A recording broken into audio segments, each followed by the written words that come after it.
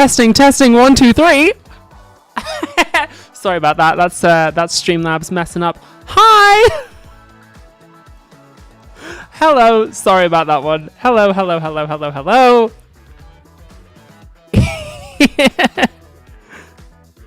Hi, you can hear me now. Okay, cool. Hello. Hey. Thanks, chat.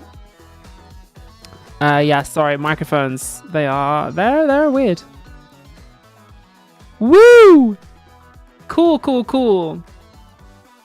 Keep checking in. Let me adjust it. 1 second, let me just... Yeah, cool. I'm in the right place. Awesome. Sorry about that. Did everyone like lean in and like turn their thing up? Yeah, sorry, I also leant into the microphone and spoke really loudly. Hello. It wouldn't be a Philosophy Tube stream without some technical problems. You know what? I'm actually kind of glad that happened because I'm always anxious about streams and I'm always anxious about the technical aspects of streams.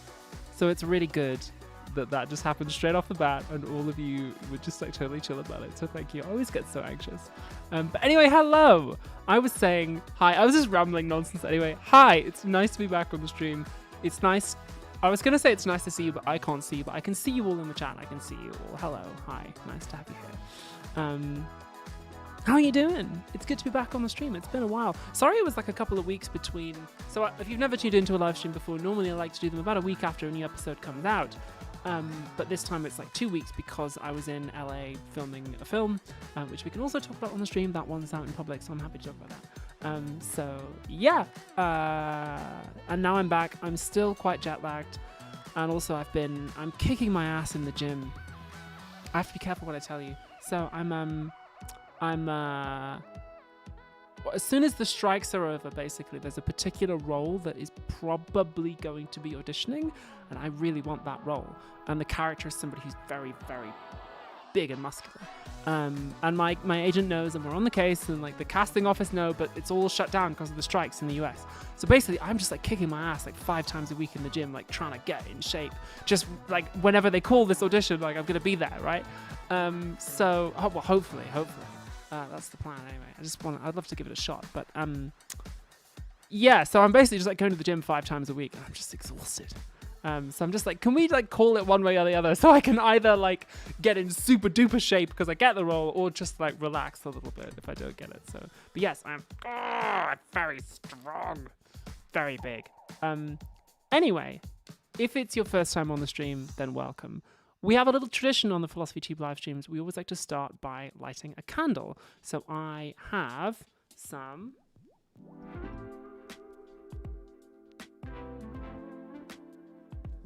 and I will light them now.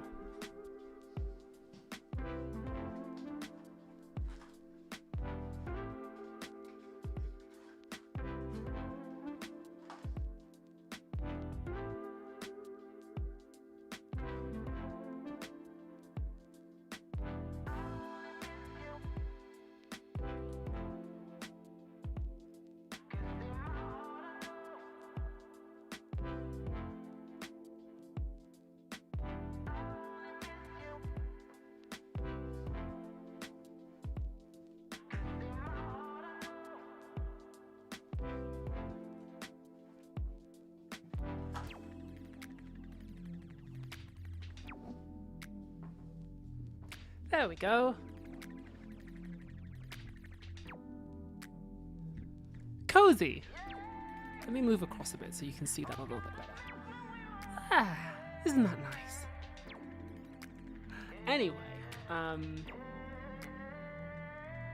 Anyway, welcome. Yes, I'm working out so much. I'll tell you what, normally we talk about the last video that I made first. Why don't we do things the other way around this time? Why don't we just hang out for a bit? I can answer questions about acting. I can just chat to you guys. Because honestly, I've missed doing the live streams a little bit. I should do it more. It takes a little bit of effort because it takes a couple of hours to build up. And sometimes I'm like, oh, maybe I want to live stream, but I'm too tired. But then I always get my energy up when it's time for the live performance. So, yeah, why don't we just hang out for a bit? I'll try and answer any questions that we get in the chat. If you super chat me over the course of the stream, then I always do my best to shout it out. If you want to super chat me a question, probably keep it short.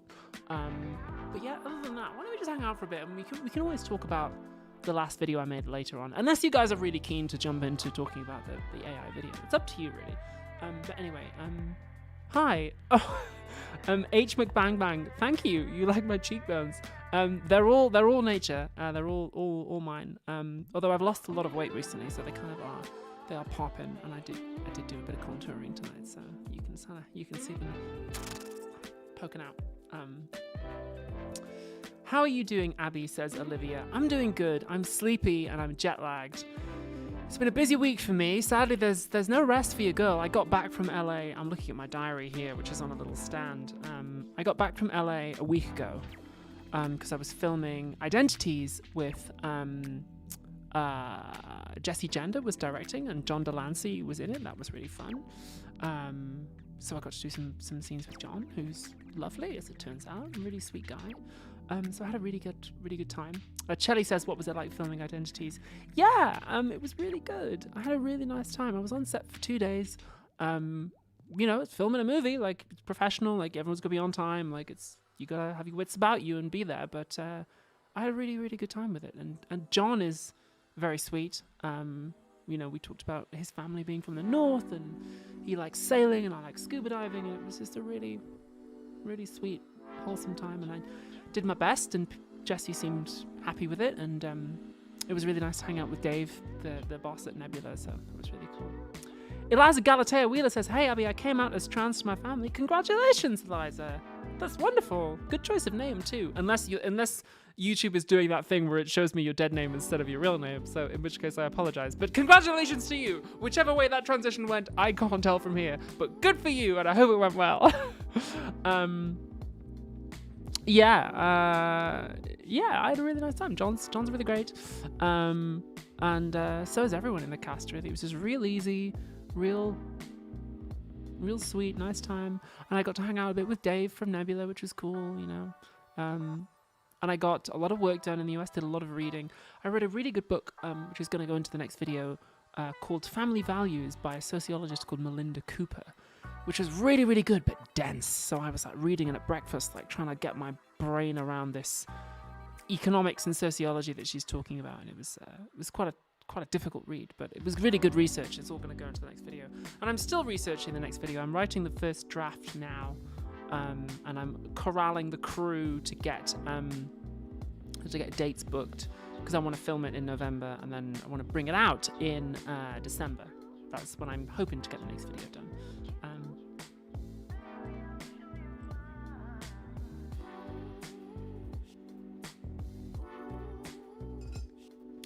So yeah, it was really good. Meantime, lots of exciting acting things. Oh, yeah, why don't we start with that one then? File've Never Been Here says, can you give some behind the scenes on Baldur's Gate 3? Oh yeah, let me turn the background music down for you there. Just turn it down just a hair. That should be a little better for you. Yeah, can I give any behind the scenes on Baldur's Gate 3? Yeah, it was just one day that I went in and recorded Nocturne, did the mocap and the voiceover, and the team were really nice. I got Baldur's Gate 3 because the director was also my voice director on Harmony Fall of Reverie, which was a game that came out on the Switch earlier this year. I had a role in that, and she liked my work, so she said, oh, do you want to be in this this other game, Baldur's Gate 3? And I was just like, yeah, okay, sure. So I went along, and everyone was lovely. I like doing voiceover. It's good fun, It's challenging doing the mocap. It was the first time I'd done mocap, and there's all kinds of rules about how you can move. It's not naturalistic. So the kind of I think certain times, like the physical performance and the emotional performance, have to come apart. There's certain ways of moving that can't be captured by the camera. So you've got to be a little. It's tricky. It's a skill. It's like a mechanical skill that took a little while to sort of click into. But I had a really nice time. Danielle Williams says, I went to a Microsoft AI event the Wednesday after the latest episode dropped. Made me look at it differently. Oh my gosh, I'm really glad. I'm glad you liked it. My raindrop says which character. I play Nocturne in Baldur's Gate 3. If you follow Shadowheart's quest all the way through to the end, you'll find me. You can't miss me. I've got pink hair and horns. But yeah, I'm in it. Yeah, that's really fun. I think there's gonna be some more voiceover in my future. So I'm attached to. What am I allowed to say about that? I'm attached to play a role in another project, which we're going to start pitching to networks in December. So me and the producers and the writer are going to be pitching to Netflix in December, and then a bunch of other stuff, a bunch of other networks throughout the rest of early next year. So that's really nice. Looking forward to that. It's amazing to be. I was meeting all the team when I was out in LA, and it's. I came away from one of those meetings, and I can't say with who, but I was like, oh my god, so and so is the writer, and like so and so is the producer, and this person's doing the animation. I was like, oh wow, like I'm really attached to something that could be something quite special, or it might be nothing. Maybe no one picks it up. Maybe it never happens. But that's the nature of the acting industry. Is it's always like, oh, this might be a big thing, and then either it is or it isn't. So I've got a few things at the moment that might be a big thing, but like maybe not. So I've got that. I'm attached to that, and my next big creative project after The Prince. So remember I did The Prince last year. I know what I want my next big creative project to be. It is currently being pitched. In fact, I have pitched it, and I'm waiting on a decision from the network to whom I pitched it. Things are looking good, but you never know. Hopefully, if that gets greenlit soon, then I'll be able to announce it before the end of the year, is my hope. It depends on the production company's schedule, and also how much I'm allowed to say when will depend on them too. But I have a director attached to that and a co-star, so that's fun. What else? I swear there was something else. Oh yeah, there's a couple of things I filmed this year, which will be it'll be coming out next year, which I can't announce, but yeah. Yeah. Next year could be a big one for me. We'll see. There's a couple of things that are in the bag that I have media training next week, because I'm gonna need to be ready for that. So I talk to the press. So I have some media training next week. Very kindly being arranged by producers, so that's nice. Any thoughts on dating apps, philosophical or just personal experiences, Captain Hodor? I have used them in the past. I don't really get anywhere. I'm trying to think. I've met a couple of people through dating apps, and a couple of those relationships have been short but meaningful. Yeah. Of course, I am single because my first and only love is content. I'm saving myself for you, the viewer, so that we can have a parasocial relationship. Of course, I don't go on dates. I certainly don't have a date tomorrow, and I'm certainly not excited about it. So don't get any ideas. I'm saving myself. I'm chaste for you, the listeners. Yeah. Lena Walter says, how does allowed or not allowed to speak about things work? Is there a contract that outlines it all? Yes. So sometimes, some of the big acting roles I've done this year, I've signed agreements about not being able to talk about things before certain dates. Sometimes I talk to the media team of stuff. So one of the big projects I'm on this year, I've already spoken to the media team. The other one, I'm in touch with their media team for the whole network to kind of talk about what we can announce and when. And I've said to them, again, I can't say too much, but I'm like, okay, I know that you want to do a bit of digital marketing. Hey, digital marketing, c'est moi. I can help you with that, and I can put you in touch with this person and this person. So hopefully, I'll be doing a little bit of digital marketing next year, not on a formal basis, but hopefully I'll be plugging into the publicity machine for one of the shows that I'm going to be in, that's going to be announced next year. Other than that, though, I just sort of err on the side of caution because, especially, for my big project, the thing that I'm hoping to do next, I don't want to announce it and get people's hopes up and then have to be like, sorry, I didn't get greenlit. I don't want to, I want to bring you something when I've got something for you, And also, to an extent, there's no point, this is something I've learned, there's no point announcing something if there isn't, a call to action, you know what I mean? If there's no like, and you can go see it now, or like, or you can like help us with it now, or like if it's just like, hey, this is coming, then people are like, great. And you've kind of like wasted your first announcement, basically, because your first announcement of something is always a good chance to, you know, get people on board, get people excited. So sometimes it's about waiting for those behind the scenes things to get lined up. So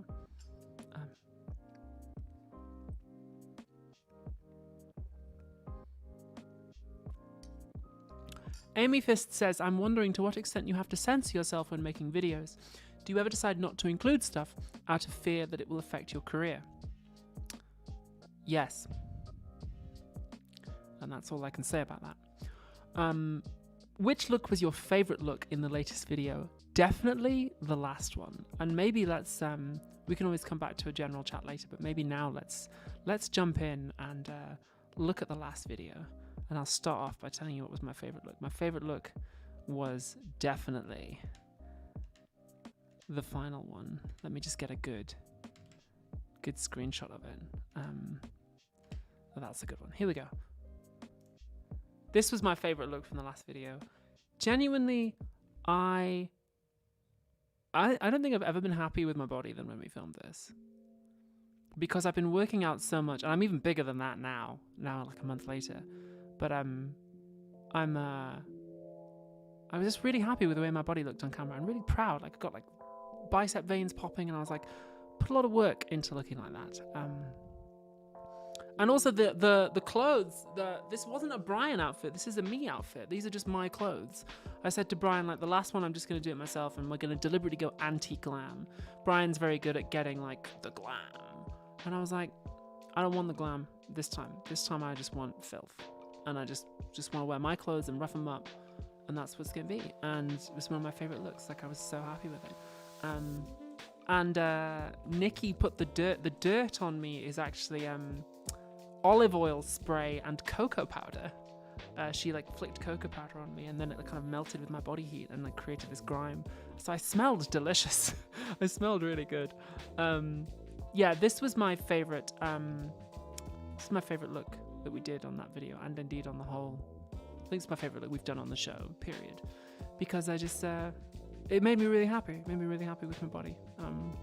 I think the Kelly Slaughter look worked well too. So Kelly sometimes wears things that are a bit sort of risque or a bit kind of out there, and I'm sometimes not super comfortable when I'm playing Kelly. But this time I really liked that dress. It actually worked really well once we pinned it all in place. You can't see it, but behind my back there's like an arrangement of pins and clamps to like get things cinched and folded in the right way and like stop things falling off and stuff. It's I couldn't really move very much in this, but it did look really good. But yeah. I really enjoyed this one. I will say that this one was super uncomfortable and very cold in there. Just like very difficult, and the boots I was wearing were quite uncomfortable too. So, yeah, it was. This one was the hardest, I think, but then things got easier. I'll tell you what, as well. Like, I'll talk about this because it's the chat, and I know that we're all kind of. You're not like the general audience. You guys are the like, well, like, you know, you're a friendly audience, okay? So I can like talk about my insecurities with you, and I know they won't use them against me. On this day of filming, 2 days of filming, on this day of filming, I had a huge spot on my chin, and I didn't notice till we were done filming, and I looked at the footage.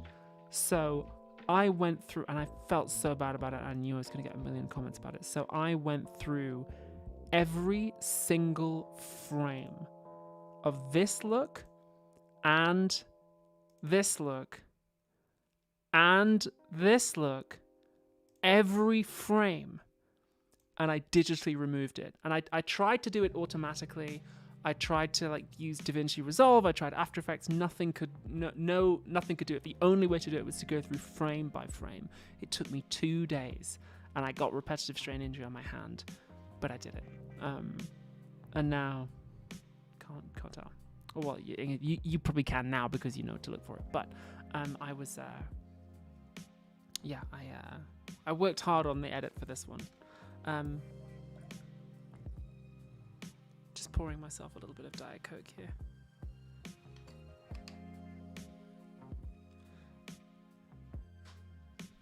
Yay, it landed in the bin. Eliza Galatea Wheeler said, the contacts made me uncomfortable. Yeah, you weren't the only person who said that. And actually, so okay, why don't we jump in and talk about how the last video went down and what the results were. The results, I guess, the feedback. So yeah, something very odd happened on TikTok. So this one in particular, bombed on TikTok. Every TikTok we posted with this look in it just like bombed. And I'm talking like, you know, less than 1,000 views. In fact, let me get my TikTok up right now and I will and I'll talk to you about that. Turn the volume down first. Let me go back and have a look here. Yeah, you know, some of these TikToks got less than like 10,000 views. They were really, really languishing. And it was so odd, you know, I was chatting with Fiona, the Philosophy Tube social media manager, and it was like, we just couldn't understand why this look, just people on TikTok just like didn't engage with it, or like the algorithm didn't like it, or something happened. And all the TikToks we made with this look just bombed. But the ones that we made with the other looks, the ones that we made with the newsprint woman, titties detected, the ones that we made with that did really well. So it was like really, really odd. You know, some of the ones we did with that are getting, you know, 100,000, 177,000 views. We did a random experiment, and like one I just shot in my bedroom got like 60,000, which is, you know, fine, I guess. But yeah, for some reason, the she's the bomb is the look like the sexy lady with the wires. It was like, what if Oppenheimer's bomb was a woman? Something just with the algorithm just happened, and it just bombed on TikTok, which is really interesting. Not sure why. I guess it is not our place to understand the algorithm, merely to contemplate its mysteries. So anyway, that's odd. Whilst we're on the subject of the numbers and the analytics, so the video did okay. I think we're on, what are we on, like 640,000 views after a couple weeks, which is, you know, fine. Not didn't kind of set the world on fire. It's kind of not great, but it's not terrible. I thought it was like one of my best videos for a while, and a lot of the comments reflected that. But like 99% of how well a video does on YouTube is down to, in terms of numbers at least, is down to thumbnail and title.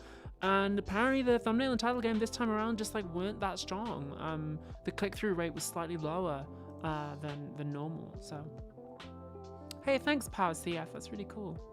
I'm glad I could help.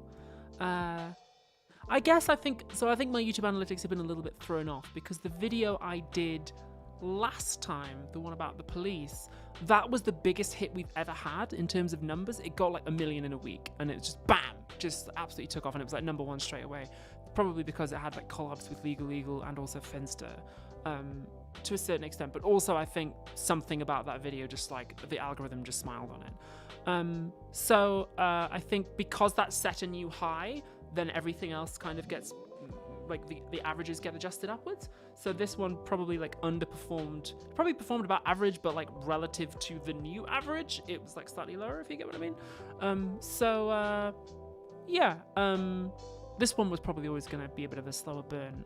So it was, I was like fairly pleased with it. I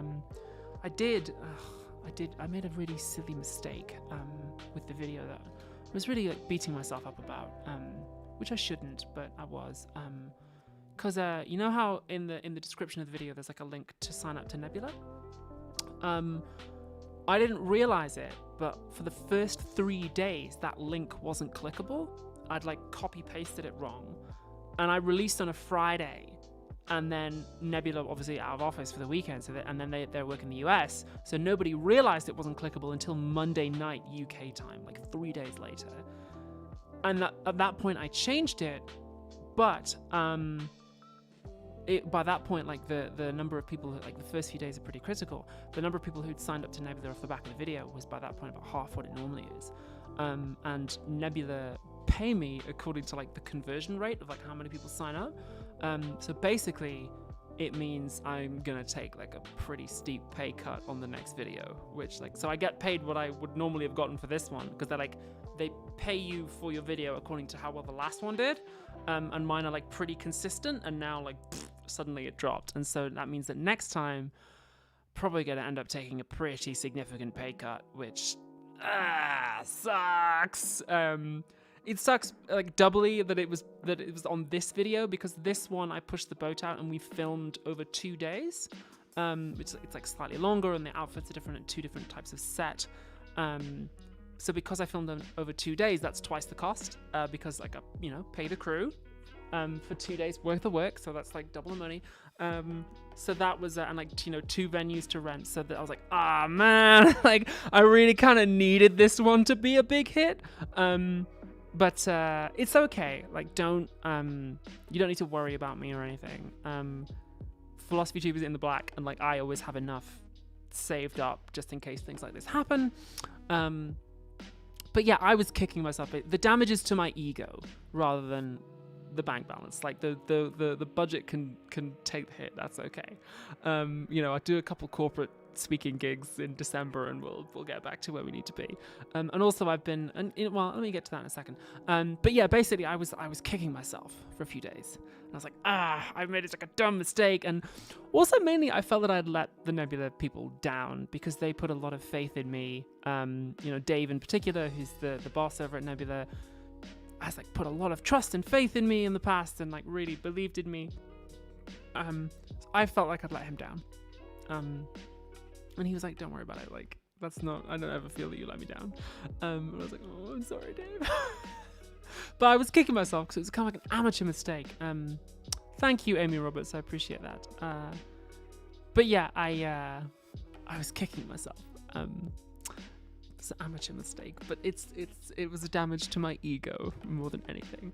And actually, in a way, it gave me a nice kind of kick in the ass with regards to Nebula. So like Dave and I sat down and had a chat and talked strategically about like how to manage a channel and like how to manage things like Patreon and Nebula, and it gave me it sort of lit a bit of a fire under me to sort of go, okay, I need to sort of get serious about some stuff. And also that like also get certain projects to the next stage where hopefully I will be able to announce them soon. So it may end up being a blessing in disguise. Thank you, Skya Desert Hat says, we all make boo-boos once in a while, it happens. Thank you, I appreciate that. But yeah. People are saying, oh, corporate speaking gigs? Yeah, sometimes. I do, companies pay me to come in and talk about like being trans in the workplace and stuff. I take those when acting is quiet, like towards the end of the year. Acting always gets quiet, so November, December is like a good time. I sometimes do some corporate speaking gigs, or Pride Month. Obviously, they always like companies love to get someone in Pride Month, so that's always fun. So yeah, don't worry. I've taken a couple of corporate speaking gigs for the winter, and that'll hopefully like get things back to where they would have been otherwise, and it's fine. And I quite like doing corporate speaking gigs sometimes. I wouldn't want to do it all the time, but some of them can be quite nice. So I did one a while ago. I won't say who the company was. Riley Elliott, let me get to that in a moment. But thanks for your super chat, and for your first ever super chat on the stream. That's cool. I did a fun one a while ago, and like corporations, corporate environments are sometimes a little bit like feel a bit unusual to me, because I'm an artist. I've never had a real job, but I went in and I gave a talk, and they were nice, and there was a lady at the end who said, I like have a trans daughter, and you really helped me understand her. And I had this moment where I was like, oh, I guess like a lot of people in the world do work corporate jobs, and this sort of thing would be meaningful for them, and might potentially help them in some way. So it can be quite fulfilling in its own way. So I don't mind doing it so much. I quite like it. I wouldn't want to do it all the time, and I'm quite choosy about the ones I take. But Riley Elliott says, what would you tell yourself from 5 years ago? 5 years ago was, what year is it now? That was 2018. Oh, Wow, that's simultaneously so long ago and yet not that long ago. 5 years ago. 2018.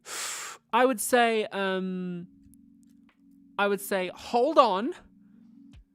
Things are about to get very weird. I would say hold on.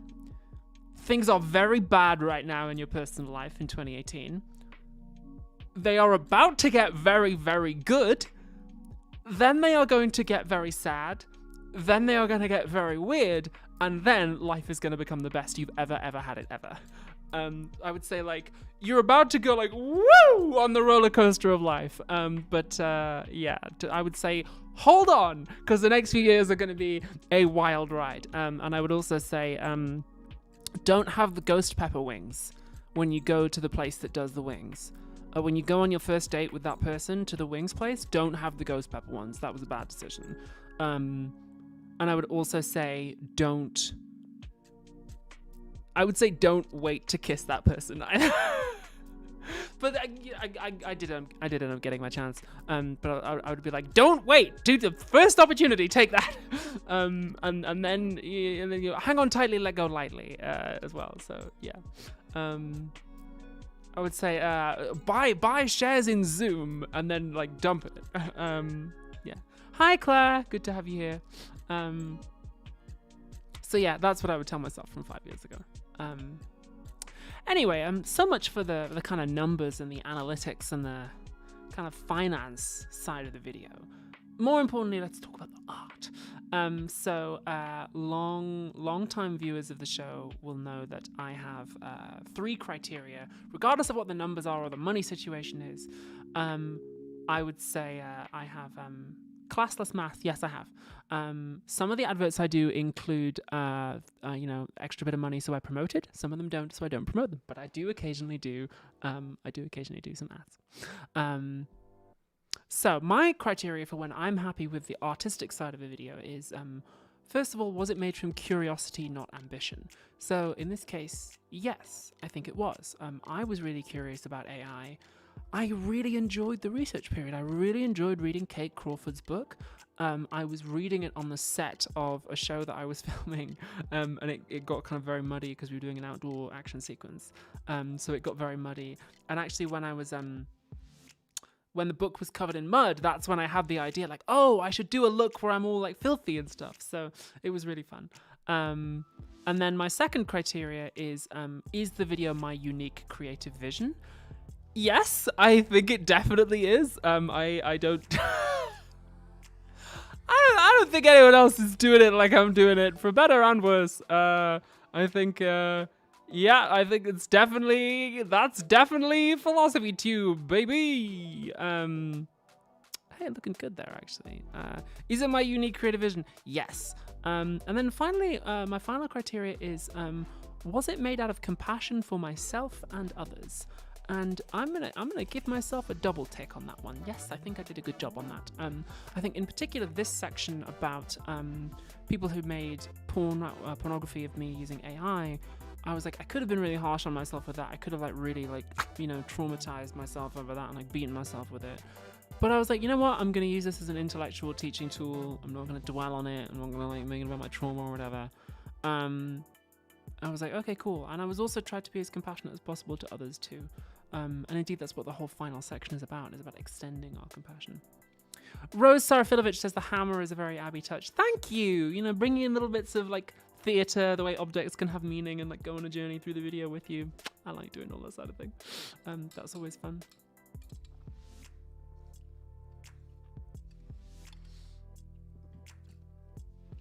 So yeah, those are my criteria. So I guess, yes, there was a bit of a boo-boo with the sponsors, and yeah, okay, the Nebula, the numbers were a bit like, well, the numbers were strong, but like, not great. Give me good numbers, Jimmy. I'm happy with the video. I think it's some of my best work. So, giving myself points. Infinite points for me. I also think that I've improved a little bit on some feedback that I've gotten over the course of this year, which is some people, Fred Erickson, I'll get to that in just a second, people have been saying over this year that some of the videos haven't had a solid conclusion, and I think that sometimes it's best not to have a solid conclusion because I don't like telling people what to think. But with this one, I was like, okay, let me try it and see what people feel like. And so I did really try and give it a strong, like, there's your ending line, there's your takeaway, there's your kind of big flashing neon sign of the conclusion. So I think I improved on that front. I may not do it that all the time, but I tried it. So Fred Erickson says, when a video comes out, is it better for you if I watch it on YouTube or Nebula? The answer to that's actually quite complicated. If you already have Nebula, then great, thank you very much. That really helps. Like, signing up for Nebula, like, definitely helps. That's like probably one of the best. Like, signing up to Nebula and signing up for Patreon, like the two big things you can do. As for like where your view does the most, I mean, Nebula doesn't really care about views. Nebula's whole shtick is like, it's about conversions. It's about like how many people sign up to Nebula. YouTube does care about views. I don't know. I'm gonna leave that one to you. Because I mean, the real answer is the best thing you can do is like watch my video 1,000,000 times and send it to everyone you know. But like, I'm not gonna ask you to do that. Like, if you're on Nebula or you're on the Patreon, like you're already doing a lot. Like, so you vibe. Like, I appreciate, and you're on the live streams too. Like, I appreciate you being here in any form. I appreciate you just like watching on YouTube, even if you don't give me a single penny. Like, genuinely, it means a lot to me. So I'm not gonna tell you like you have to do it here. Like, yeah, you do you, babe. Like, yeah.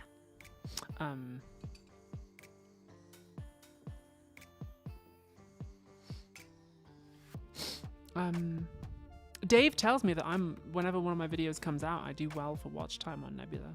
I don't really mind about that. I have to say, I don't really the numbers side of things didn't mean as much to me as kind of do people enjoy it, and my 3 criteria, and kind of the art side of things. As long as the money is like enough to keep Philosophy Chief going, and for me to be able to do the other things I want to do, then I'm kind of okay with it. I never want to let anyone down, whether that's Dave or whether that's my audience. So yeah, my main concern is always like not the numbers and stuff, which frankly make me anxious. But you know, my main concern is always like, you know, is this okay on like your end? Because, you know, Nebula invests time in me and they invest money in me. So my concern is always like, if they're happy, I'm happy. But then that's always the wrong question to be asking, because I remember having this chat with Dave once when I said, Dave, I'm really worried about letting you down. And he said, you know, you give me 12%, so you don't have to worry about that. Like, I worry about that. And I'm like, oh yeah, okay, I guess like, that's kind of your job. But anyway, yeah. Aviva Twinkletoes, it helps a ton. Thank you. And you're here and you're chatting, and like, it's nice to have you here, and I appreciate it. Don't worry, it's like so much of the time YouTube becomes about money and business, but it shouldn't be. Mike Johnson, thank you so much. I really appreciate that. And it's your first ever super chat. Hey. Thanks, Danny. Amy, thank you. I appreciate that, and I hope that will always continue. I have seen YouTubers, because having YouTube be your job, having anything be your job if you're an artist, you can end up focusing a lot on the job. And I've seen actors like that, I've seen YouTubers like that, and I hope I don't get that way. Like, I hope I will always be following my curiosity and my joy.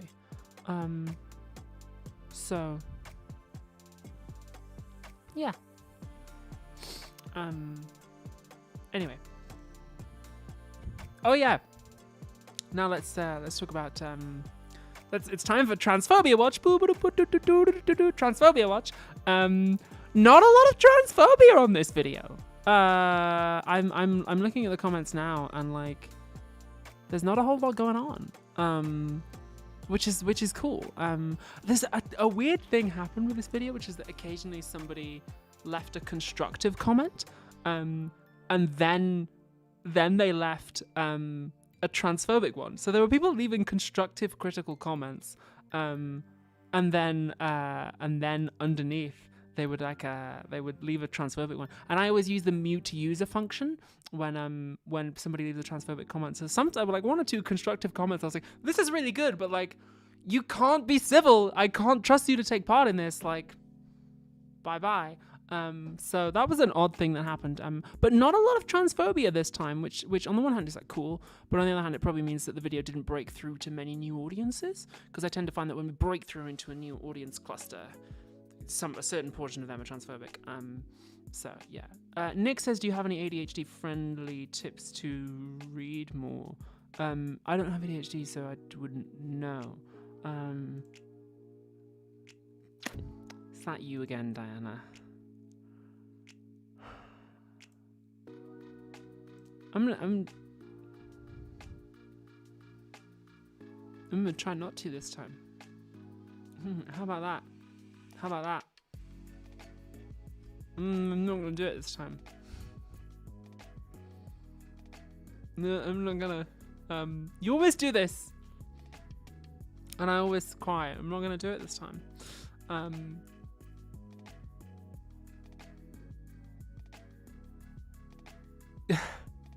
Fuck you.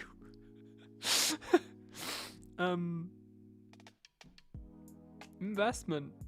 And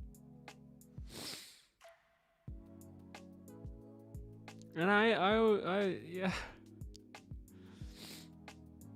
I always say, like, you know, don't as long as you're taking care of yourself first, I know, like, I always appreciate it.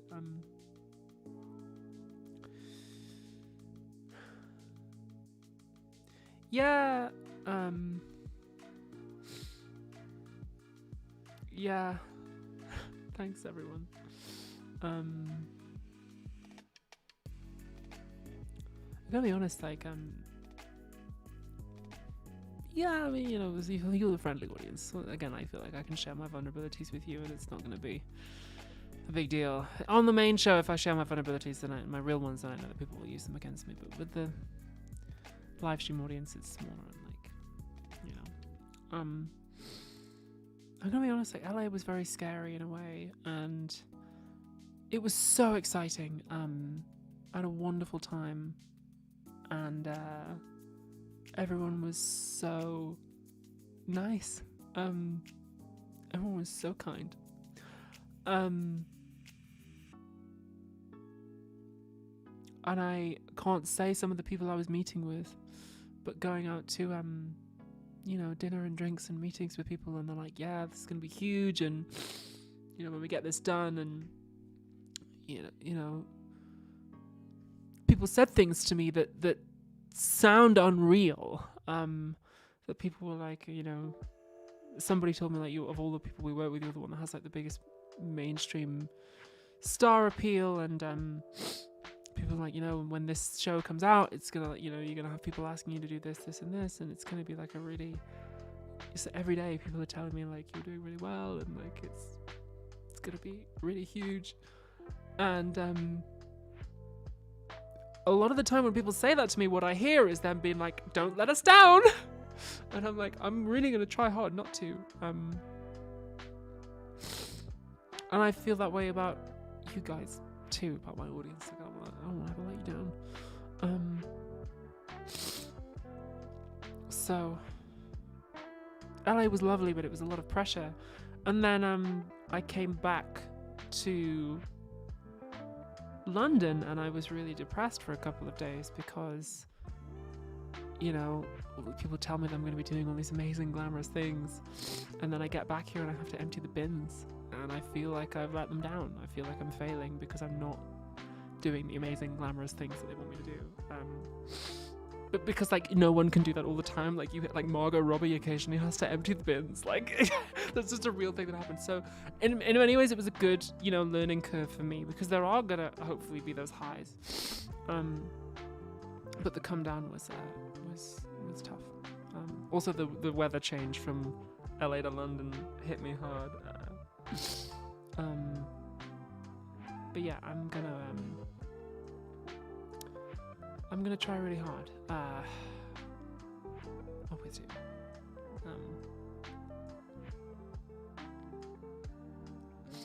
So yeah, LA was amazing, but scary, and I think next year might be scary. Like, I have media training next week, and you know, people are saying, oh, we're gonna get you an interview in this and this, and we're gonna, like, you know, one of the things that somebody said to me, oh, we're gonna get you an interview, like a profile about you in this outlet, and like, I see that magazine sold in the shops when I go to the shops. I'm like, I know that you can put me in that. That's crazy. I'll do my best. File, I've never been here. I've seen a couple of episodes of The Good Place. It didn't stick with me. But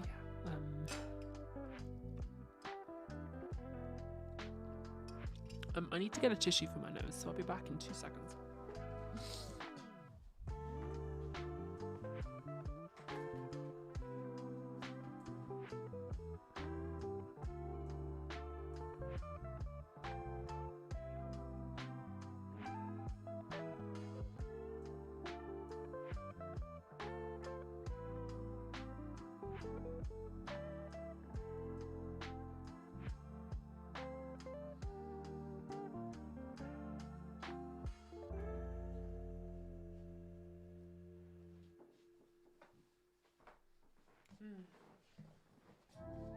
There we go. I didn't want to be sniffing into the microphone. Yeah.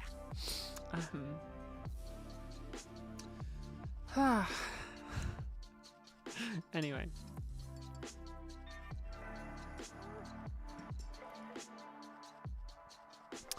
What were we up to?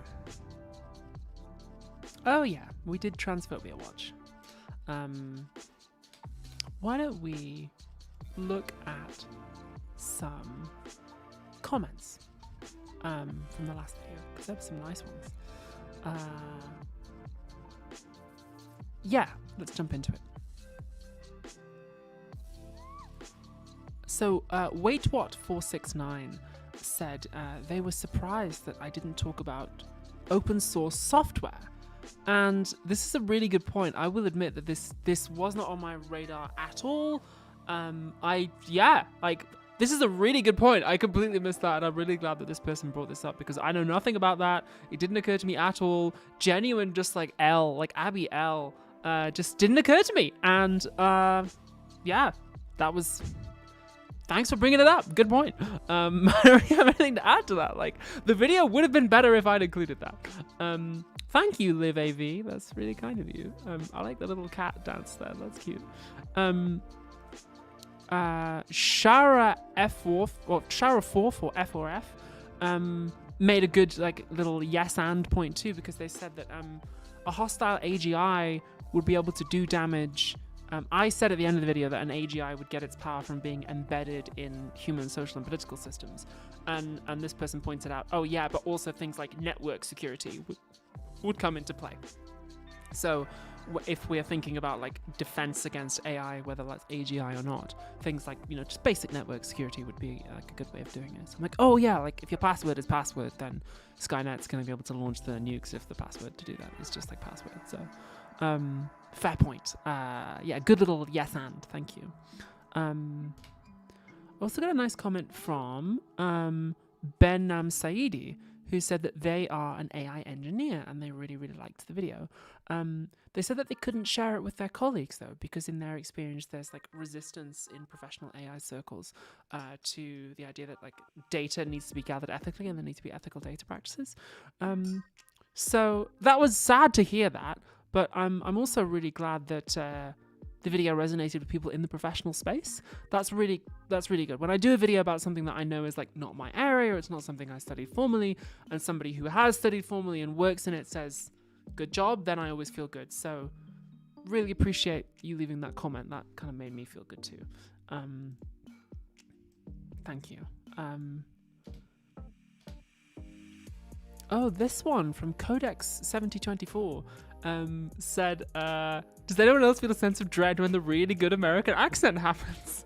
Thank you. So I was doing my American accent in the Ballad of Kelly Slaughter, got some Kelly lore in this episode. Look at that, it's so pretty. Oh, I'll tell you something about this one in a moment. So yeah, I was doing my American accent for Kelly, and I'm glad you liked it. Oh, hey, Trin Slyboyd's in the chat. Hey, Trin, how you doing? Yeah, I was doing my American accent for Kelly, and I'm glad you think it's good. I think I've been improving. I've been working very, very hard with an excellent accent coach. Somebody who's extremely good at being a voice coach and an accent coach has been coaching me. So I've been working with that person because I've done a couple of films this year where I've played Americans. So I filmed Identities, which we already talked about. And I also filmed Again with Mia Marchant back in the summer. When I was playing an American too, so I've been trying to work on my American accents. And also, one of the things that I'm attached to at the moment will be an American, so that's fun. Yeah.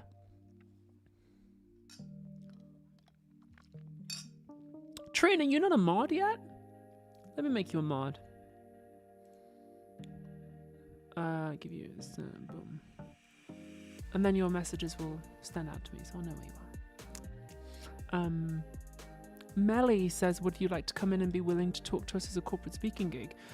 Yeah, so if you want me to come and do a corporate speaking gig, it's always best to email my agents at United. They handle all of that, the United Commercials Department. So if you email them, they'll be able to take care of it all. When does Again come out? I don't know. I have seen a rough cut of one of the scenes. It was really nice, actually. In fact, I'll tell you this whole story. But yes, I don't know when it's going to come out. I think part of that depends on when it's finished and also on the festival circuit, because I know Mia wants to take it to festivals, and there's certain rules about when things can be released and when things go to festivals. So I'll let Mia and the producers take care of that. But when I was in the US, I saw Mia, which was lovely, and she showed me a rough cut of one of the scenes that we did together, and it was a scene I was really worried about, because after we shot it, I was like, I'm not very good in this, and like didn't do a very good job, and like I wasn't happy with it. And I was also very worried about my accent. And when we watched it back together, it was actually really good, and I enjoyed it, and the scene was good. My acting was fine. I needn't have worried at all. The accent was like, okay, there's a couple of moments where I can tell I'm British, and probably my accent coach will be able to tell, but like I was like, solid job. I give myself like a B plus A minus on the accent, which is like pretty good for your first professional American accent job. So that was pretty cool. By the way, Lady Frankenstein, I saw you in the chat earlier on. Don't worry, I have your letter here. I will talk about it in a bit. Let's get through the comments first, and then we can do it. But yes, yeah, I'm glad you liked the accent. That was really fun. And when I did the Kelly bits, I was doing it for that. So something quite fun about this particular shot of Kelly, that Kelly B cam, is I downloaded a plugin for Final Cut Pro, my editing software, where it enables you to do like skin smoothing, and I put it on this clip, and I just turned it on just a little too much, so like Kelly's skin is just a little too artificially smoothed. She just looks slightly inhuman, and that's deliberate. I deliberately did that, so she kind of looks like a doll, as in plastic, not like the dolls. So yeah, it was really fun. I was just a little editing, little touches. Like I do all the editing myself, and the Comic Sans spins around the screen. That was one of my favorite jokes in the whole video this time. Is when I say, let me find it for you. When I say I do all the editing, myself.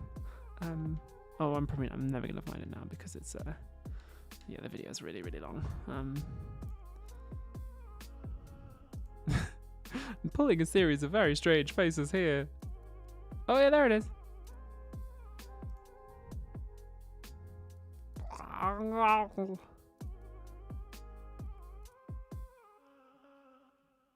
Here it is.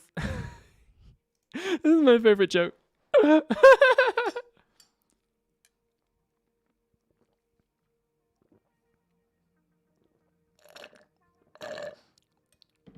Oh my god, I'm the only woman here.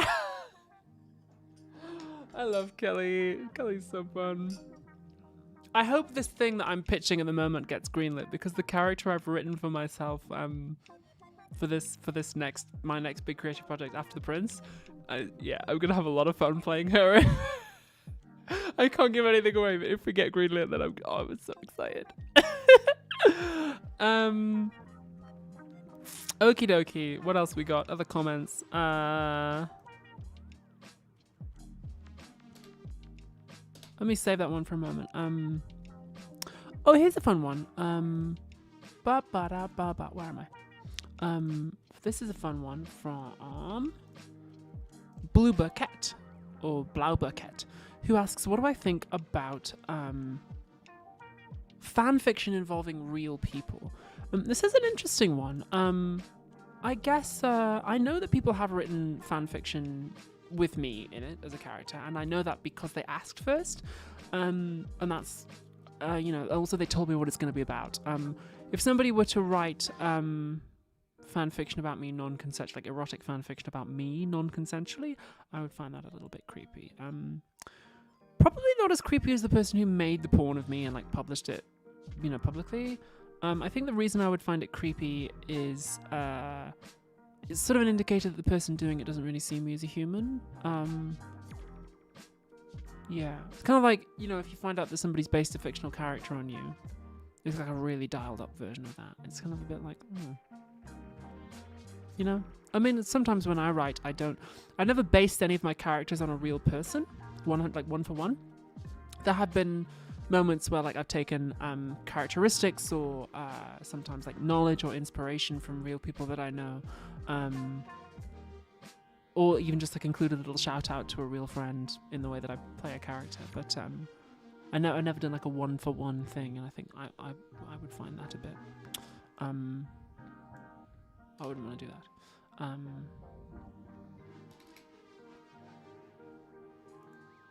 Trin says that she doesn't like it, and like that's kind of her job is in that sector. Yeah, fair enough.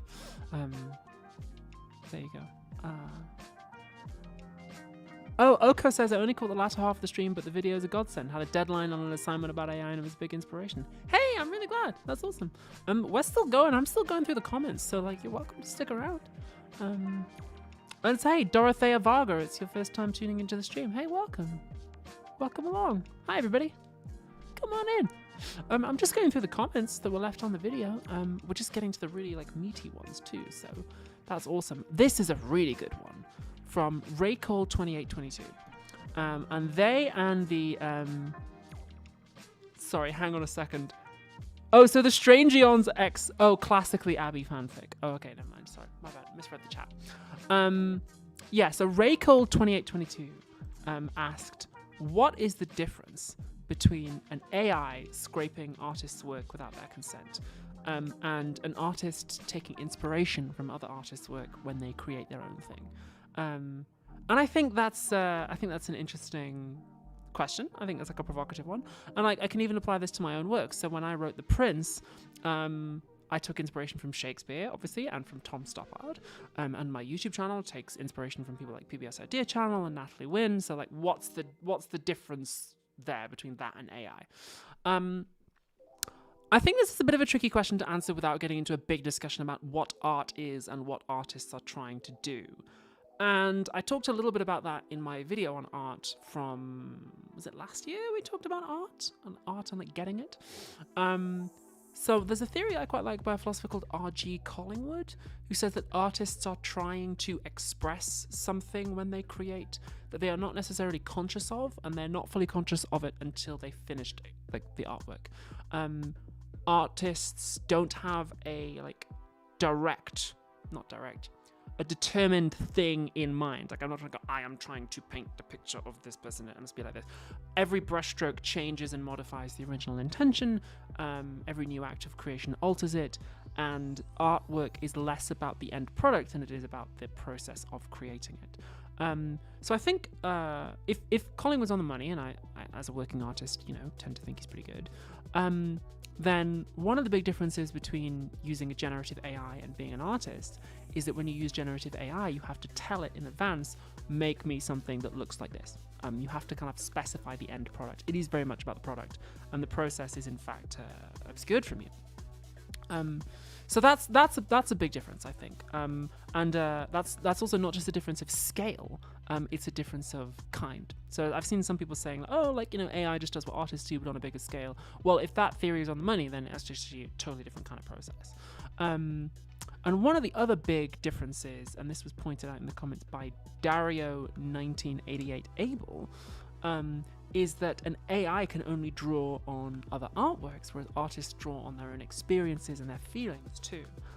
So that would be another like a difference of kind rather than of scale. So that was interesting.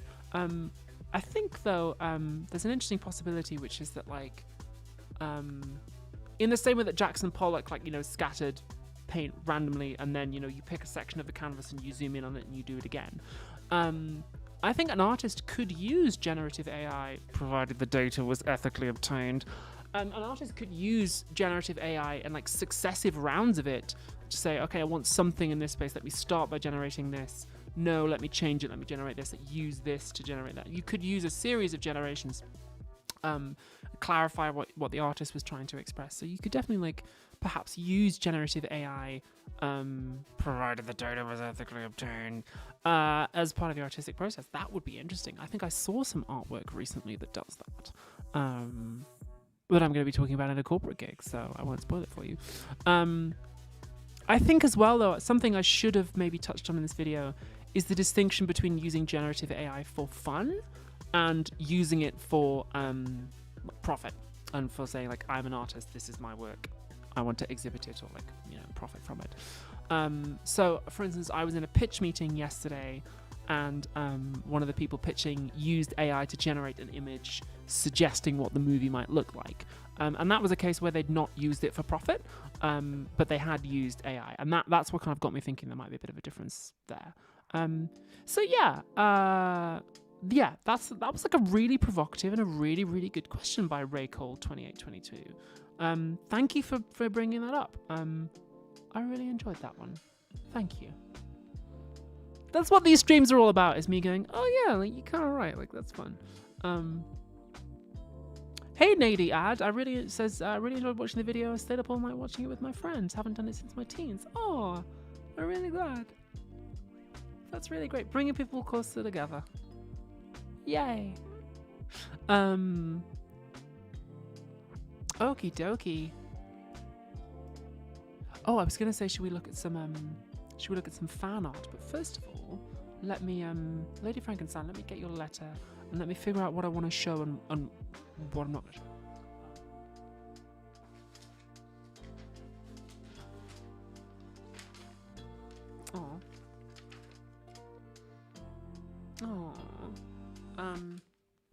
So Lady Frankenstein, who is one of the just 1 second. Trin, good point in the chat, says, using AI for fun, I've seen artists complain that it's taken commissioning money away from them. If you wanted to see a fun picture in the past, you commission an artist, but now people generate it. Yeah, fair point. Hadn't really thought of that. Good thinking. Good thinking. Yeah. Oh, yeah. Yeah, I guess, in the past, if you wanted furry porn, you'd pay a furry porn artist, but now you just see people get their furry porn from computers. Ugh.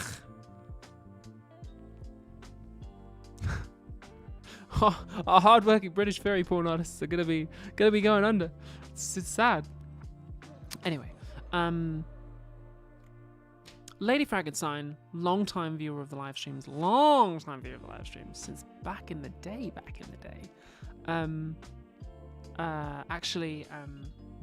I remember Lady Frankenstein talking about how she was pregnant on a previous live stream, and then a couple of live streams ago brought up the fact that like her baby is now, walking and talking. So Lady Frankenstein sent I need to be careful not to show the back of this paper because it's got your address on it. Lady Frankenstein sent a fan letter, a physical letter, to my agent, and my agent passed it on to me. So I will... Is it okay if I read it out? I'm just going to scan... I will read it out, but I won't read your your child's real name, since you mentioned that. Dear Abigail, just be careful here. It has been an honor to assist you with moderating your live streams as much as I've been able. I wanted to thank you for the opportunity. It's been such a pleasure to see you find yourself and see your career grow. I hope you get to continue what you love whilst getting paid the big bucks. Me too. That'd be nice. Thank you for your kind words and well wishes for little Vegeta. His real name is Boo. He is 4 now, and I have sent you a picture book with some photos to you since he is the child of the stream. He drew you a picture of his favourite storyboard character, Humpty Dumpty, as a gift. I am terrible at drawing and fan art, so in lieu of that, I am enclosing a few small things that bring me joy to share with you, and from Lady Frankenstein. And thank you very much for the M&Ms, which I very much enjoyed and then immediately felt bad about. I went on a diet. I was like, no more M&Ms, but I did very much enjoy them when I had them, so thank you. And this, also, I'm very sorry that when I opened the letter with my letter opener, it ripped the letter. But thank you very much to little Boop for drawing Humpty Dumpty. Thank you. Oh, that's really nice. Thank you. Hey, it's been a long time since we've opened a physical letter on the stream, hasn't it? Kind of missed that. Wonder if I could get the PO box back. Do Royal Mail still do that? Does the Royal Mail even still function? Oh. Oh my gosh, Danielle Williams. Investment. 100 Great British Sterling pounds pence. Oh my gosh. Thank you, Danielle. Thank you. So you meant to do that. You didn't mean to do 10 or something, right? You okay? Thank you. I appreciate it. Anyway, Danielle Williams says, in IT, the question is, how far do you go? Asking an AI for prompts on how to write code is fine, but the person asking has to be skilled enough to know the answer makes sense. Yes, good point. And I guess that's kind of what studios wanted to do with writing AI, isn't it? Is they wanted to make an AI write it and then hand it off to an underpaid writer to be like, clean this up. So, yeah. Yeah, Almond Gooks, I think you're right. The PO box would overflow quickly and be probably filled with stuff I don't want. Hey, Non-Anonymous, thank you for that super chat. Says, Kelly's got a terrifying new meaning. Hearing feminist friends saying, if only we had more women leaders on both sides. Oh. Yeah. Yeah. Yikes.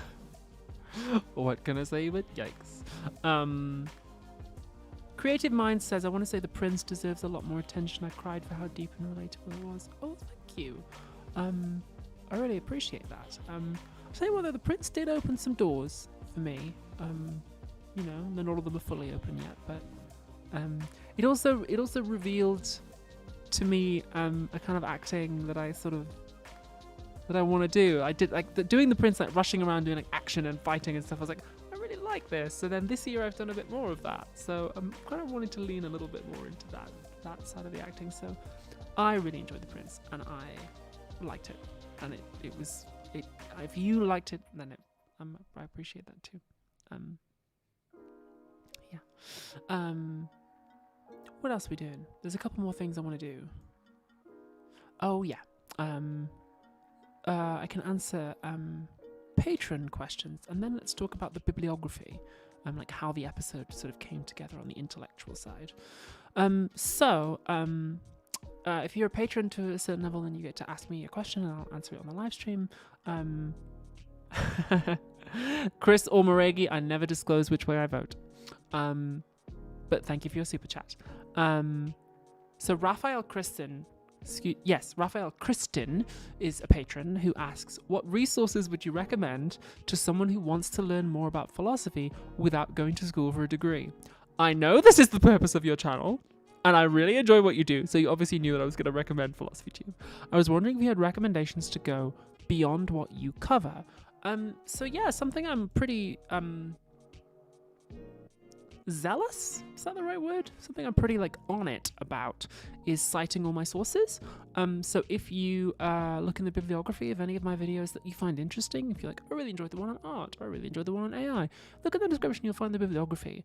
And then you might find it easy to start with the books. Some of the books will be quite dense, but you can always, if you want a dense one, you can look up a dense one, or if you want to look up an easier one, you can look up an easier one, and just sort of see what takes your fancy, really. Why not go to the primary sources that I've given you? Because when I talk about a book on the show, I've always, like, you know, condensed it down some, or like there's always some bits I go, oh, this is really good, but it doesn't really fit what I'm talking about. So, you know, I recommend going to the primary sources if you can.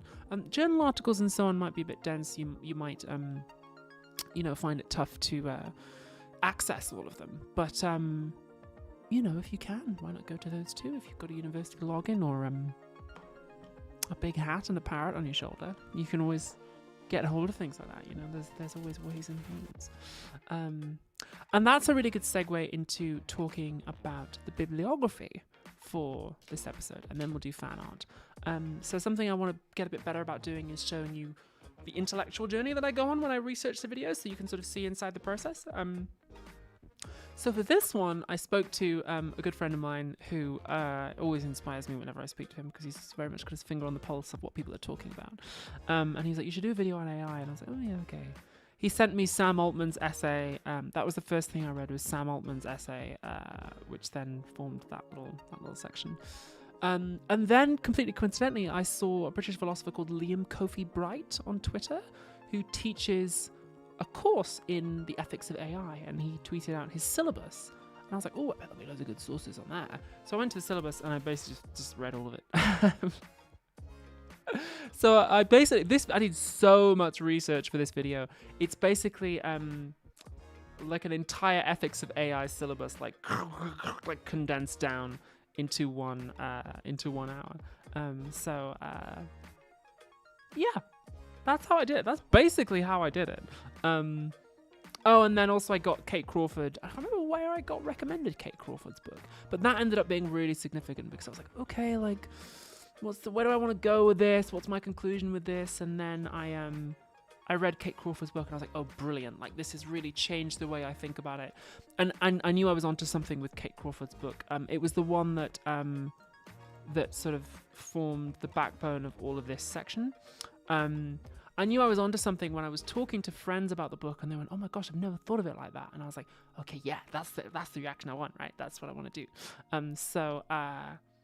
Yeah, I knew I was onto something with that one. And then I had that moment of like really clear creative inspiration on that day on set when I was filming Boop!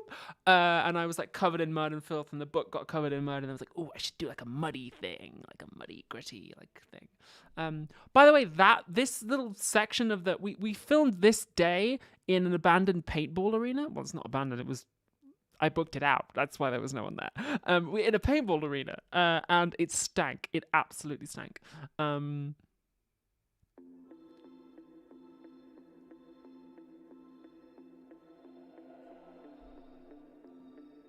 Nose cheeky, Diana. Just remembered I had another YouTube account. It's working. It's working, Diana. I don't even know what to say. I don't even know what am I supposed to say.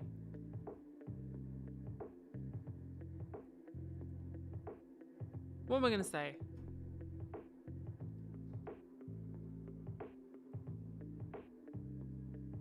Investment.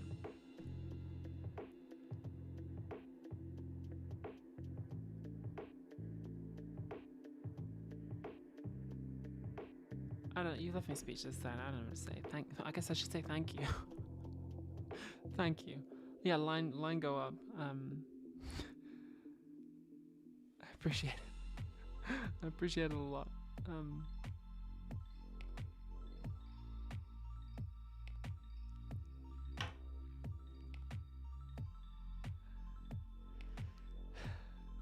I'm really lucky. I'm a very lucky girl. Very, very lucky. Fuck you.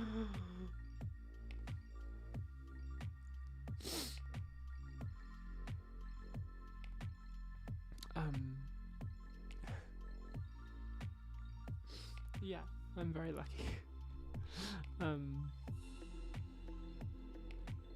Thank you.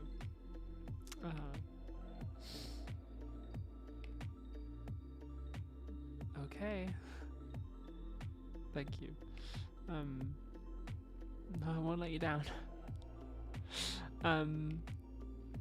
Shall we people are texting me. Shall we look at some fan art? Would that be nice? Let's try and keep it together. This one came from Silver W. Poulsen over on Blue Sky, where you can find me now. Oh no, let me just. This is really nice. I like the shadows there. It's really fun, and the way you've drawn the like spaghetti hair. I really like this one. It's like a really simple style, but it's fun. Got my delts in too. Thanks for drawing those. Appreciate that. You think you've made my delts look a little bigger in this than they do in real life, but hey, that's the goals. My forearms are getting big too, which is good. That's what I want. I'm getting big. Tomorrow is supposed to be an arm day, but I think I'm gonna take tomorrow off. I'm gonna try and rest tomorrow because I've been working so hard this week. So I'm gonna try and set myself a rule that I'm not gonna get out of bed until at least 9 o'clock tomorrow. I'm gonna try really hard to stick to that. I've got a few things to arrange because I have some things planned for the evening and the afternoon that require a little prep time. So yeah.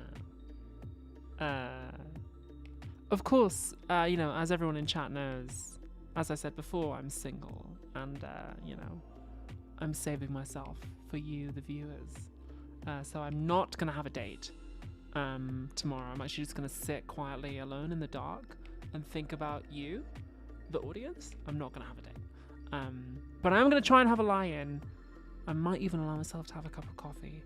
Maybe I was gonna say maybe I should get like a pastry or something, but maybe not, because I had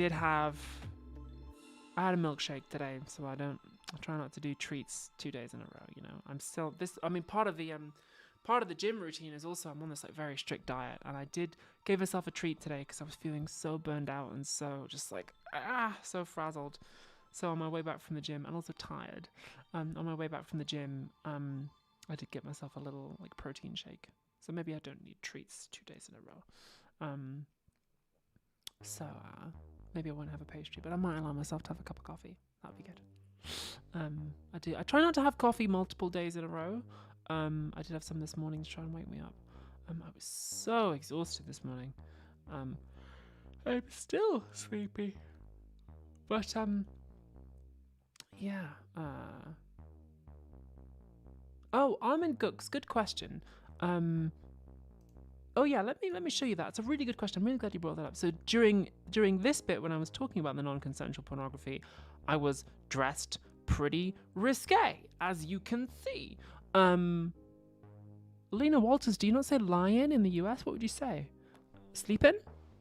Anyway, yes, I'm dressed very risque in this moment. That's very deliberate because I am showing you the difference between what happens when I use my sexuality consensually and have control over it and choose to present that way, and what happens when somebody takes that control away from me. So there were actually a couple of people who said you've got to, some people said like you deserve people to make non-consensual pornography of you because of the way you dress. Hard disagree. No woman deserves to have control over her body and sexuality taken away from her because of the way that she dresses or for any other reason. So I can dress however I want. I could be butt-ass naked on camera and it would not be okay to make non-consensual pornography of me. So let's just write that one down. But yeah, the point is that in this section I am like deliberately taking back control of that by saying I choose to present myself like this. I choose what my limits are with it, and I choose when and how I do it. So that's what that section's all about. Also, it was slightly more risque than I realized it was going to be until we were already on set, and by that point it was kind of too late. So we just kind of had to roll with it. But this is This is about as risque as we're gonna get on Philosophy Tube, and actually, you will see on the next one. I think I sent the brief for the next round of costumes to Brian a couple of days ago. I've deliberately tried to like back off a little bit because I was like, oh, okay, we probably can't get any spicier than this. So let's just like just do something, you know, full dress next time. So yeah. The Happy EE says, did the tape hurt to take off? No, they sell them. Actually, they sell them as excess, and they just. Can't just get my hands on us, you know. Just still got them actually, you know, just in case. They come in packs of 2, so 2 pairs. So, you know, I just got them. Anyway, fan art. That's what we're doing. So we had this one from Silver W. Poulsen, and then we had this one from Everyone Has Beaten Me to the Username. This is fan art of me in Django. Because Django, the cowboy series I was in that came out in February in the UK that we filmed a couple years ago, just for October, it was released on American Netflix. So some of my American fans got to see Django for the first time, and I'm in it. So this is a picture of me as Jess in Django. I'm so glad that people were messaging me on Tumblr and on Twitter. People were like, oh, I'm so, like, they really enjoyed Django. They really like Jess, and I'm so glad you guys liked it. That was the first big TV job I did, a second big TV job I did after I came out. So I came out publicly, it was like February 2021, and then I immediately got cast in Ladhood on the BBC, and then I immediately got cast in Django. So it was only there for yes, sorry Nick Bensame, it was only on Netflix for October. I did say that when I announced it. I'm sorry. But yes, this was fan art of me in Django. I had a really amazing time filming Django. It was a real learning curve. I was anxious and scared, and looking back, there's probably things I'd have done differently. But it was a really nice time. So yeah, I really had a good time doing Django, and I'm really glad all the people who thought I liked it too. You're gonna see me in some more TV things next year. Can't talk about it, but if you enjoy seeing me in TV shows, gonna have some good news for you. But not that I could talk about now. This one came from Kira the Person. This was actually fan art of my my art video that I did a while ago. This is me as the portrait of Madame X. I really love this. I love the kind of texture, like the way you've captured the lines on the dress. That's really beautiful. You've made it really seem like a 3D dress. Like, it's such amazing talent. Like, yeah, fantastic work. Kira the Person, thank you for doing this. Like, it's genuinely brilliant. Oh, Unnamed Cryptid says apparently it's still on Netflix. I don't know. I don't handle the licensing deals. But if it's still there, go watch it. Anyway, yeah, it's I love this picture. It's really nice. Thank you for doing it. And then this one is from Migsmoo on Tumblr, who drew me in my She's the Bomb outfit with Johnny Silverhand from Cyberpunk. This is cool as hell. I would love to be in a thing with Keanu Reeves. Like, I would love that. I just kind of start manifesting that. I am gonna be in a. No, I can't say. I'm not allowed to say that. I was about to say I am gonna be in something with, and then another name, and then I was like, I can't say what that is. Yeah, I have met Boob, and Boob pronouns are really nice. So very nearly slipped up there. Yeah, I would love to be in a thing with Keanu Reeves. He seems cool as hell, and I think he's a really good actor. So just manifesting John Wick 5, or, you know, whatever he does next. I hope the man takes a holiday. Like, he must be sore after doing those John Wick movies. I watched John Wick 4 on the plane to LA, and I'm like, damn, dude, I hope they gave you a bath after that. It looks like you would. Looks painful. I'll tell you what, I did one fight scene. I did my first ever big fight action scene on a TV show this year, a couple months ago when we were filming Boop. And I need to get like a soundboard so I can bleep things. Action scenes, bloody difficult. Like, doing the action and the acting and the accent, doing it all at once, you know, outside on a deadline. It's hard. Like, I have new respect for actors who do action, and like, I mean, always did, but now I'm just like, oh, like 120% respect for actors who do that. yeah, I want to do more of it. It was really cool. It also really brought home to me how important it is to be like physically fit as an action actor, because of course you see the fight scene happen once, but they do it like 500 times and like all different bits of it. So yeah, it was phenomenal. Like I was really grateful that day that I was in good shape and that I don't smoke, because one of the other actors who was in it was like, we did the fight scene and then I was like, okay, cool, we're gonna go again, and he was like, you have 5 minutes to have a cigarette, and I was like, oh yeah, I was really glad I don't smoke. If I can influence you, I'm an influencer. I influence you now with my influencing powers. Do not smoke. It's bad for you and will destroy your fitness, and you will need your fitness if you're gonna be an action star. And also just generally, just not smoking is bad for you. Bad for your skin. If I can use my influence for any goodness, I would tell you not to smoke. Mayrick Kirby, wow, thank you for that super chat. 200 Australian dollars. I don't know. I don't know enough about the conversion rate to know, like, I get that's like kind of a lot, like, but I don't know how much. Thank you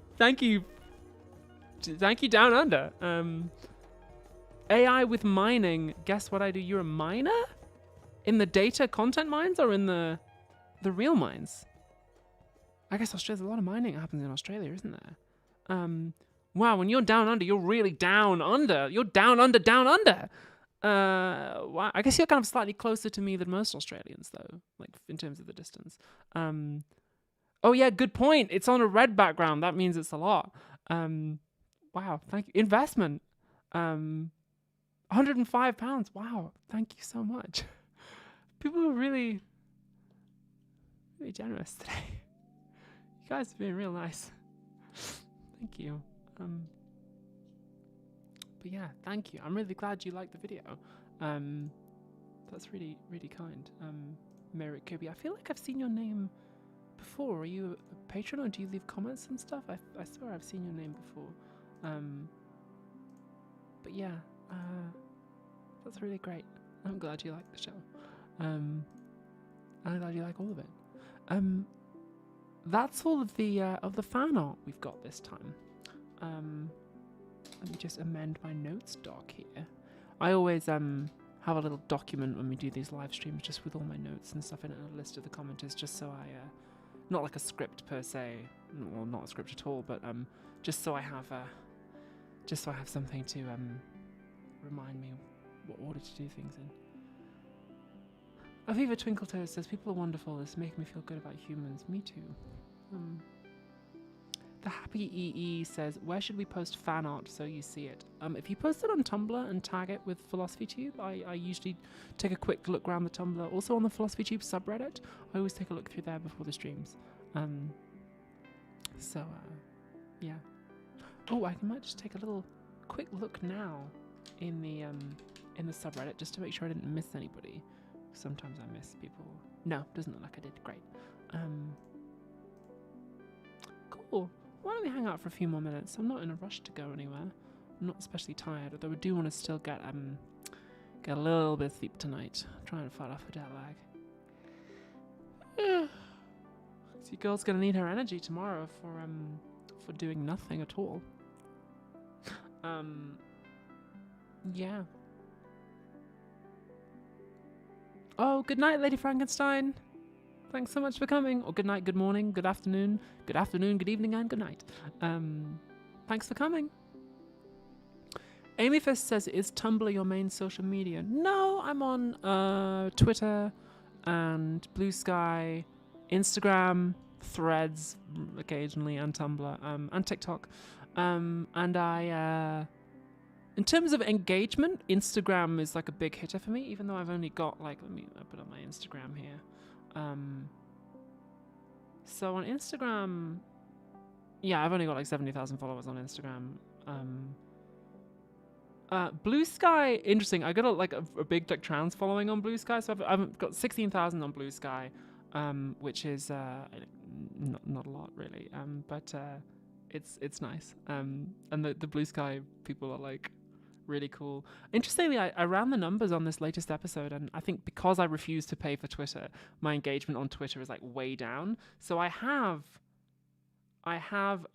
332,000 followers on Twitter, but because everyone's leaving Twitter, Twitter's the only one where my following is going down, and also my engagement is way down. I get more engagement on Blue Sky and Instagram than I do on Twitter, even though my following is like a fraction of the size. And also, I found out recently that 5% of the people who came to watch my latest video came from Blue Sky, which is the same as Twitter. So now I'm like, oh, putting stuff on Blue Sky is like the same as putting it on Twitter now, even though my audience on Twitter is like 332,000. There's like nobody's seeing my posts because I refuse to pay. Which, fine, whatevs. And also, weirdly, 10% of my views on the last video came from Discord. The app, not the John Delancey character. So that was interesting. I don't even have a Discord, and no, I'm not going to get one, because it just becomes drama and becomes a pain. So yeah. I do, Rafa Lopez says people who stay on Twitter are determined. Yes, I follow a lot of philosophers on Twitter though who aren't anywhere else, and I do get good, like for this video, Liam Kofi Bright posted the syllabus. Like I do get good intellectual resources from Twitter because I follow a lot of academics on there. So that's useful. So I'm going to stick at it for now. There is not a Philosophy Tube Discord. There was, but I deleted it years and years ago because it became such a pain because I couldn't really, I couldn't pay moderators, and also I couldn't do the moderating myself. Like, there are definitely moderators on the live streams like this, and people like very kindly, come and they like moderate for like an hour. But there's not a lot of moderation that needs to be done on live streams like this, and a lot of it I can do. But a Discord that's open 24/7, like you need 24/7 moderation teams, and I just didn't have the money to do it. It was kind of a pain. So yeah. Good night, completely hat stands. Thanks for coming. Trin Cyborg says a lot of us have nowhere to go other than Twitter. Yeah. I wish I could help you out with that. Ooh, Waluigi Fuck says just posted fan art on Tumblr. I love your stuff, Waluigi Fuck. So let me just let me try and track it down. Let me load up the tumbles. Search Tumblr Philosophy Tube. Can I spell my own name? Yes, I can. Latest. Post by latest. Did you tag it, Waluigi Fuck? Because I can't find it. Oh, you've sent it to me in asks. Wow. Okay, let me save these images right now. Let me download them. Downloading. Stand by, and I will show you Waluigi Fuck's gorgeous, beautiful fan art. It's coming at you. It's coming up. It's coming up. It's coming up. It's coming up. It's coming up. It's coming up. It's still coming up. Let me go. Boom. And where did that go? Oh, where you go? Where you go? Window, where you go? Oh, window capture. Is that you? Is that you there? Hello? No, that's the wrong thing to click. Bad clicking. Show me the money. No, I will not show you the money because I'm a bad computer. No, I'm not going to do it. Okay, why don't we try something else? Let me go, add source. No, not folder, that's bad. Add source. We're going to window capture. Add source. Add a new source instead. Add source. Here we go. Yay! Give me a second here. Stand by. Rotating PDF. Yay. Let me just go.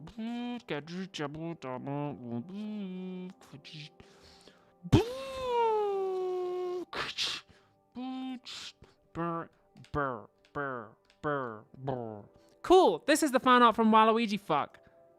Isn't it really good? Waluigi Fuck always does good stuff. Death to the machine. Very Borg. I love it.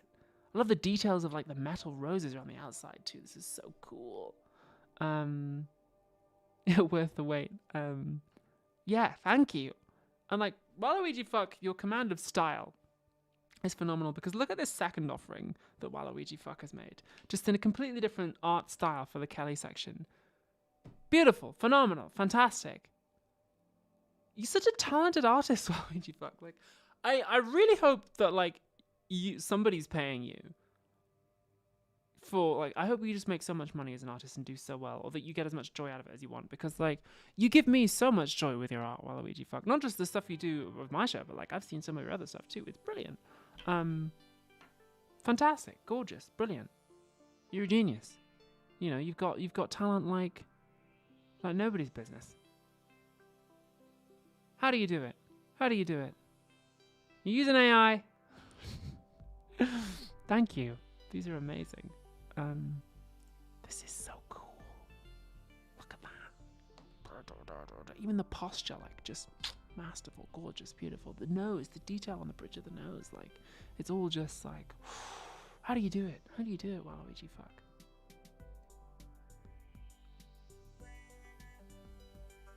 Amazing. Amazing.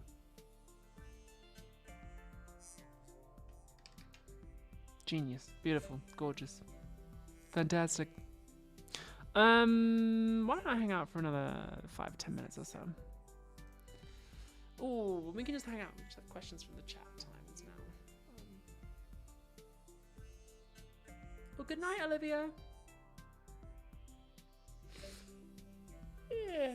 Oh, looking forward to a rest. Oh, this has been such a nice time. Thank you, everyone.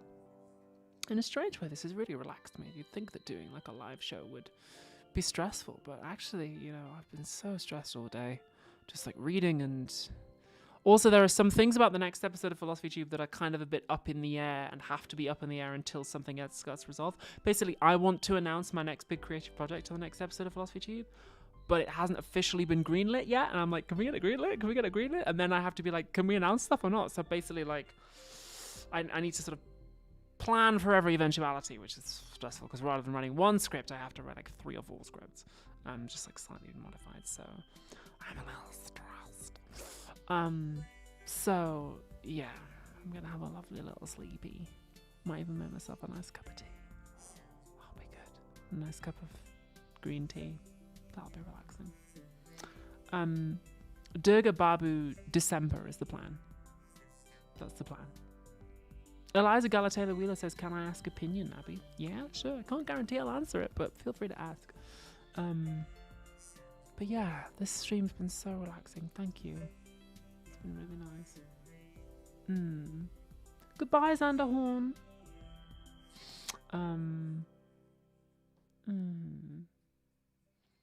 Maria Freeling says, I'm really glad you let us have these little glimpses into your life. It's nice to see you're a person. Oh, I'm glad. Yeah, I'm a person, for better and worse. Like, I'm a vulnerable person. I try not to be a lot of the time, but yes, I am. I'm glad you Rose Sarafilovich says, I thought you took December off. Yeah, I usually do. That's not going to be an option this time. I'm going to take a couple of weeks off to go home for Christmas. That's going to be nice. I'm not going to be able to take all of December off this time, but maybe I'll take a little bit of early January off, you know. Good night, Rowan Crump. Sleep tight. I'm not going to take a holiday. I'm not going to go away in December. I'm planning to take a holiday in spring, if I can. That'll be nice. I think, next year, things might change in my life. Not in terms of, like, Philosophy Tube and stuff. I just mean in terms of, like, when certain things get announced, life might change. Life might get a little weird for a while. Or it may not. That's the nature of acting. It's like, you know, stuff might get announced and it's, you know, suddenly boom. Or stuff might get announced and nobody cares. But summer next year, I think, is roughly when things are predicted to start dropping. And the spring before that happens, I want to take a little bit of time and just go away. Because it might be the biggest thing in the world. It might not be. It might be like a tiny step up from where I am now. I was reflecting today. I was chatting to somebody actually that it's been really nice that everything in my life has ramped up gradually. Like nothing's gone. So that's been nice. So hopefully things will just continue to gradually grow. But certainly, summer next year could be a moment. Like I said earlier on, like I'm doing media training next week to prepare for press interviews. Scary. I mean, the person who's doing the training is really nice, and the producers are very kindly paying for the training, which is really great.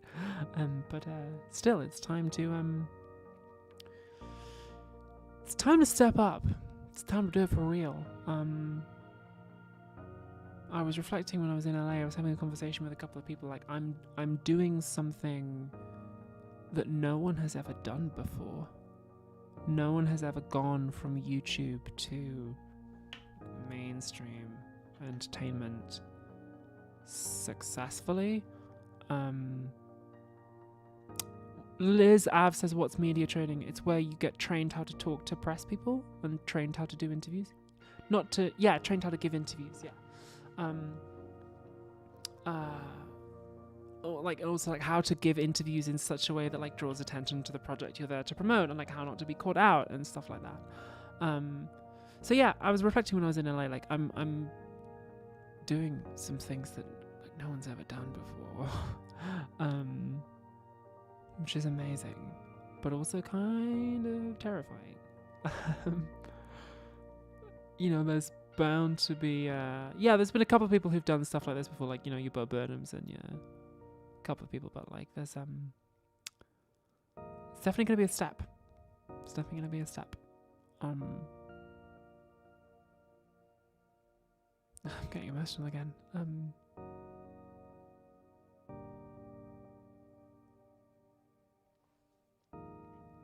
Power CF says, do you get recognized? Yeah, a lot. It's nice. Yeah, Claire's right. Bo built his own projects, which I'm also doing. The difference is that I've gotten cast in other people's stuff, but yeah, it's not that I feel unprepared. Like I've professionally trained as an actress. It's what I do. It's what I love doing. I was saying when we were doing Identities, like I said to Dave, like I feel less anxious on a set opposite John Delancey than I do like on Slack talking to Dave about YouTube. Like the YouTube, the analytics, the numbers, the views and stuff, that stuff makes me anxious. Like being on a movie set, no problem. I know exactly what I'm doing. I love it. It's where I feel most secure and happy. So yeah, let me turn off the music because it's a bit too, so yeah, it's wild, and I think about how I started out like making videos in my parents' bedroom 10 years ago, and now I'm like all the way up here. So it's wild. It's pretty wild. I think the music is still going on my end. I just tried to turn it off. There we go. So yeah, wild times, but that's a ways off, and we're not there yet, and it might be nothing. So anyway, I should get a box of Kleenex for the streams. You're right, Eliza Galateo Wheeler. That's good thinking. Yeah. Okie dokie. I think I'm going to make myself a cup of tea and have a relax. Thanks so much for tuning out, everyone. Really nice to Amy Roberts, I'm afraid the old bookcase has gone to the rubbish tip in the sky. When I moved to this flat, it couldn't survive the move. It was a bit long in the tooth. It was falling apart. I'm afraid it has gone out. It's gone. It's been recycled. It's becoming part of new bookshelves for new people. I have a big pink bookshelf in that room where I sometimes film TikToks in front of it. Anyway, Ginger with envy. Yes, that's exactly what it's like. Anyway, good night, everybody. I'm gonna go and have a nice cup of tea and relax, and I'm gonna have fun doing absolutely nothing tomorrow with absolutely nobody.